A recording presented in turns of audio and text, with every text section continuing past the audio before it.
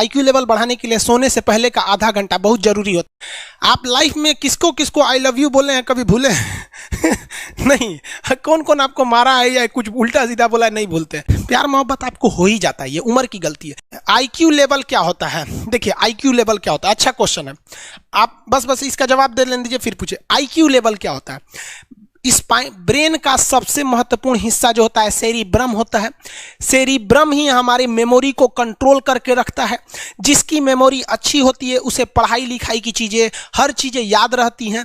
तो इसको नापने का भी कोई ना कोई एक यूनिट होना चाहिए ना। जैसे हम आपको गेहूं देंगे तो तुरंत ही उसको किलो में नापिएगा, चावल देंगे तो किलो में नापिएगा, कपड़ा देंगे तो मीटर में नापिएगा, गैस देंगे तो वॉल्यूम में नापिएगा, एमएल में नापिएगा, लीटर में पानी नापिएगा। उसी तरह से हम कितना देर याद रखते हैं इसको काटेक्स में नापते हैं। जिसका काटेक्स ज्यादा उसको कहते हैं कि ससुरा बहुते इसका दिमाग तेज है, यानी इसका आईक्यू लेवल ज्यादा है। और जिसका काटेक्स यानी याद रखने की क्षमता कम है उसे कहते हैं कि इसका काटेक्स कम है, यानी आईक्यू लेवल इसका कम है। समझ में आ गया कि नहीं आ गया? किसी को दिक्कत? अब हम आपको एग्जांपल देते हैं।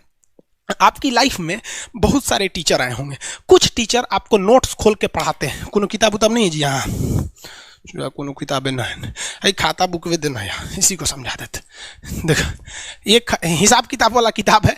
दिवाली के समय हिसाब किताब फाइनल होता है ना, सबका सैलरी उलरी का। तो कुछ टीचर को देखिएगा ना तो ऐसे एक किताब लेके रखे रहेंगे लोग, इसी में देख के पढ़ा देंगे। बाबू देखो नर्वस सिस्टम का 2 पार्ट होता है, 2 ना 3 होता है।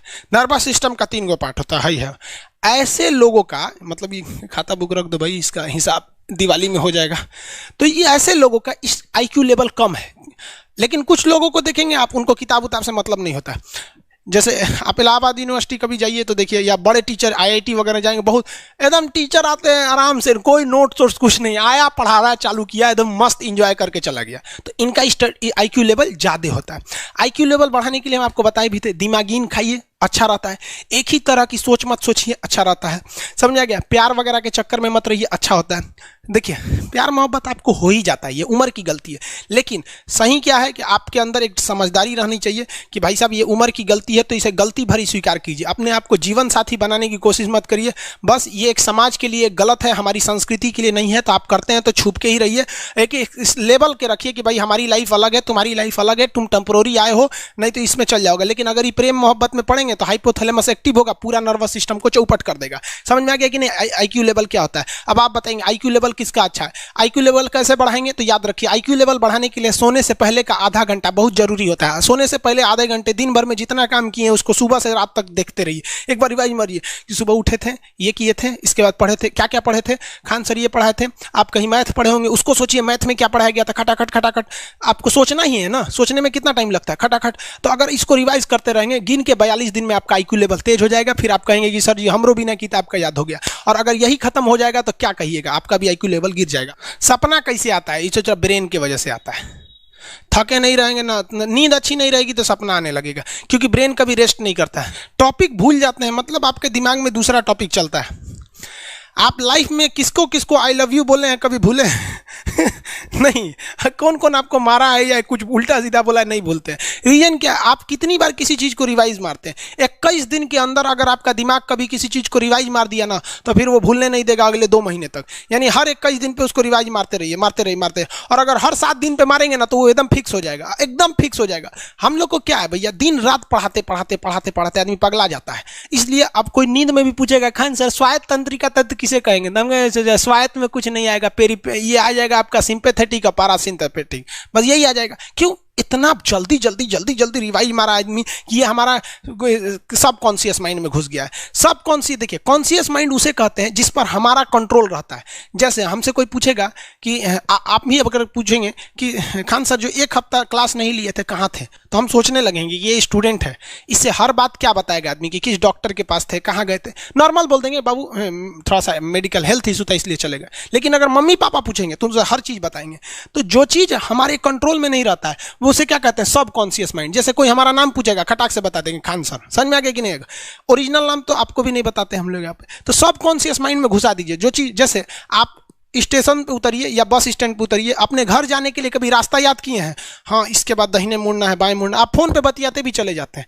तो जब कभी किसी चीज़ को बहुत बार रिवाइज मार देते हैं तो वो चला जाता है सबकॉन्शियस माइंड में, फिर आपको याद करने की ज़रूरत नहीं है। सपना कैसे आता है? जब आपकी नींद अच्छी नहीं होती है तब।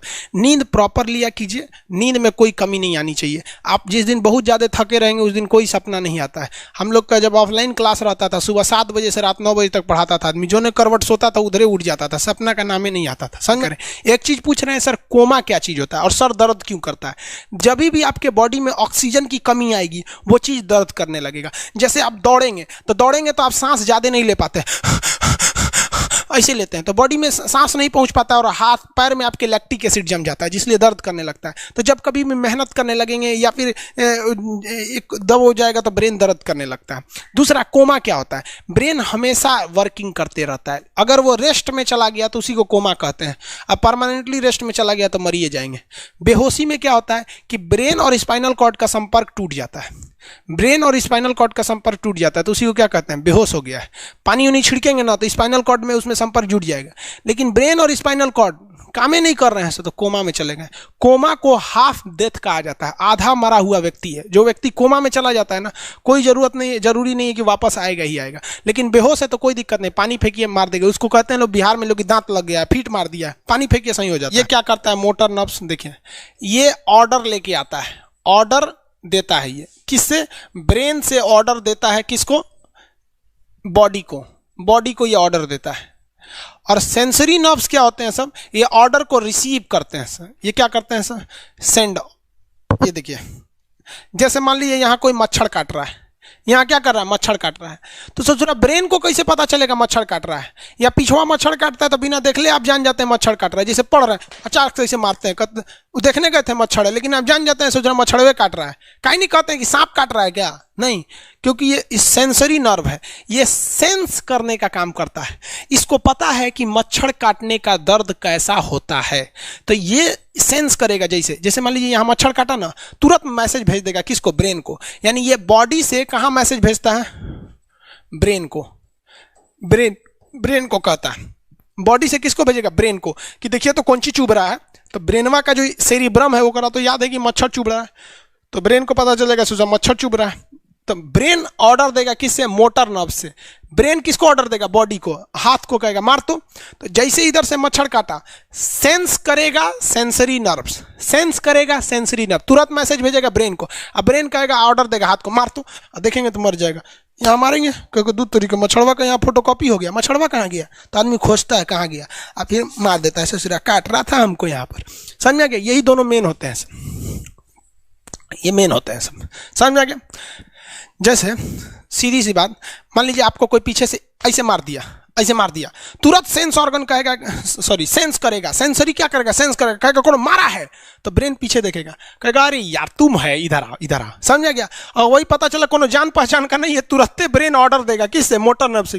जो हम जानते भी नहीं, एक तमाचा धो देंगे उसको, काहे मारा रे? समझ में आ गया कि नहीं आ गया? किसी को दिक्कत?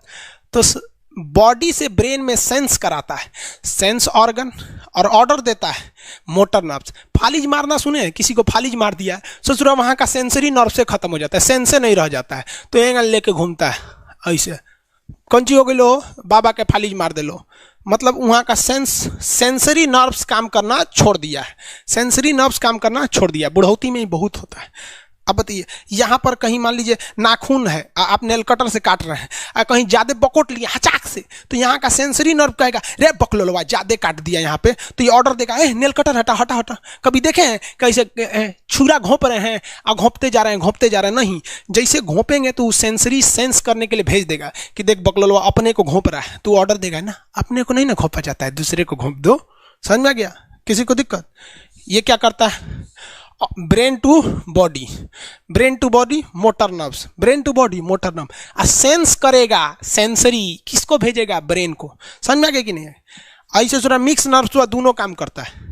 मिक्स नर्व्स क्या करता है? दोनों काम करता है, ले आने ले जाने दोनों का काम करता है। जब कभी भी इसमें गड़बड़ी आ जाए, इसमें गड़बड़ी आ जाए या इसमें गड़बड़ी आ जाए, तो भगवान एगो सेफ्टी के लिए दिया है, ये दोनों का काम कर देता है, इसलिए नाम है इसका मिक्स नर्व्स। ब्रेन हेमरेज होता है, ब्रेन में ना बहुत छोटी छोटी नसें होती हैं, बहुत पतली पतली नसें, वो नसें फट जाती हैं, उसी को क्या कहते हैं, हेमरेज कहते हैं। हेमरेज का मतलब होता है एक चीज का दूसरे चीज में आके टच हो जाना। तो नसें बहुत पतली होती हैं, फूल के दूसरे में टच होती हैं, जिससे रगड़ के कारण फट जाती है, तो उसी को कहते हैं ब्रेन हेमरेज, और व्यक्ति की मौत हो जाती है। ब्रेन में कैंसर हो ही नहीं पाता है, ट्यूमर होता है और व्यक्ति की मौत हो जाती है।